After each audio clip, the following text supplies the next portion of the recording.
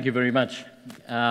We've had a whole series of very personal stories here today, and in the same light, I'm going to carry on along those lines. Duncan started off by talking about his grandfather, so I'm going to tell you about my grandfather. My grandfather, Dr. Ludwig Mueller, was a very prominent German educator. He ran a large school not far from here in Wuppertal. And the reason I say prominent, because he was very much in the forefront of, of running an education system that at the time was quite an example to the rest of the world.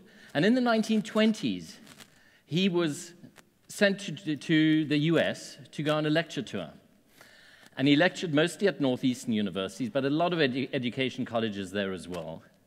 And it was only recently that I came across his notes, his lecture notes from his tours around the US, written in the most perfect English, with the most impeccable handwriting. And I was absolutely amazed by what I read. I consider myself quite cutting edge when it comes to education, but he was saying all the same stuff in the 1920s. He speaks about the constructivist idea of learning by doing, of broad-based experiential education. He speaks about education as a human endeavor that happens in the classroom and not in some distant government offices. He speaks about learning as a process that is inspiring and engaging, because kids must want to learn, otherwise they won't learn. He speaks about the need to get away from a concept based on conformity. Every child is different and should be treated as such. So this was 1928. Why haven't things changed? Well, they have, but they have only changed in a select few schools. In most parts of the world, we still deal with large public school systems that base their assumptions on a business model that reduces everything to one bottom line. A bottom line that has long been proved not to work. We only need to look at the collapse of Enron and WorldCom, which were judged on a bottom line. You don't use that concept in business anymore, yet school systems turn to standardized testing to attempt to reduce all students to one common denominator. They discount talents. They discount the talents and the strengths that really define an individual. So it's a privileged few schools that allow themselves the foresight to change that groupthink mentality. Schools that break away from the one-size-fits-all model and allow the individual to come out and teachers to teach students about their place in society. Mostly, these are private institutions that are independent and not led by some outside organization. But there are exceptions that prove that it is possible on a large public scale as well. We only need to look at Finland, where education consistently ranks top in all worldwide measures. Now, in Finland, they look at learning focused on individual strengths. They look at a broad-based, balanced study of subjects. They look at the high status of teachers in that society that deserve the high professional trust that they get. They don't have any standardized testing. And they transfer responsibility of educating kids to the school, because that's where it really happens. But Finland is exceptional. Usually, it is the prerogative of an independent group of schools that allow for such thinking, such as international schools. We have certain advantages in these types of international schools. They are not bound by any particular system. So education is created in the classrooms here by practitioners in their context, in the school's context.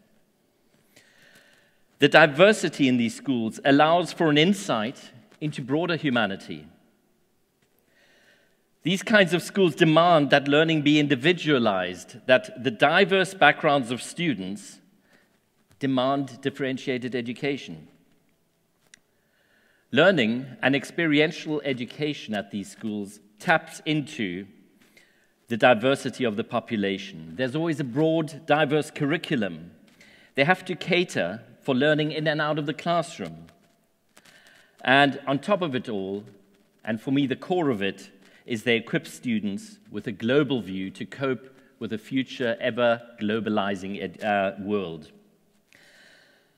Now, these are schools that can move away from the conformity, from the control, from the command structure, from the standardization.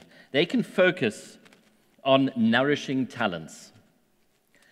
Unlike in my grandfather's time, when futures were pretty predictable, we can't predict the future for our students anymore. If you think of a student coming to Bonn International School next year, starting in grade 1, they will probably reach the peak of their career around 2055, 2060. Think about that. How can we predict what will happen then when we don't even know what astonishing facts are going to hit us in the next year?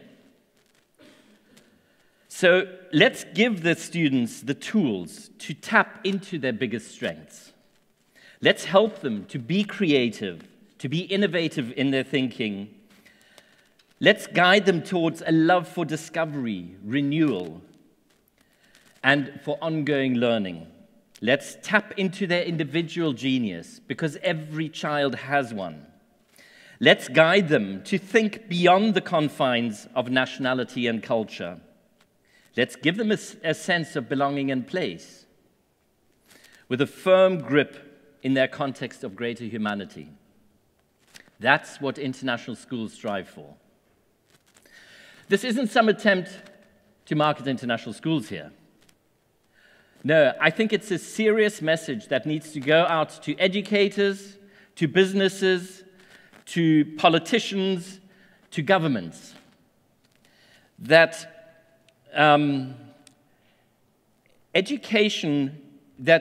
we can't reduce education to that common denominator, to that it's just an expense, that it's just a monetary expense that we have. No, we've got to look at the investment that it really is in the longer term. My grandfather predicted the need for this learning in 1928. He quoted his fellow educator, John Dewey, who said, "If we teach today as we did yesterday, we rob our children of tomorrow." I never met my grandfather. He went missing in the Second World War. But I'm heavily aware of the similarity of our professional discourse. And I know that we can't afford to wait another 85 years to make my grandfather's dream come true. Thank you.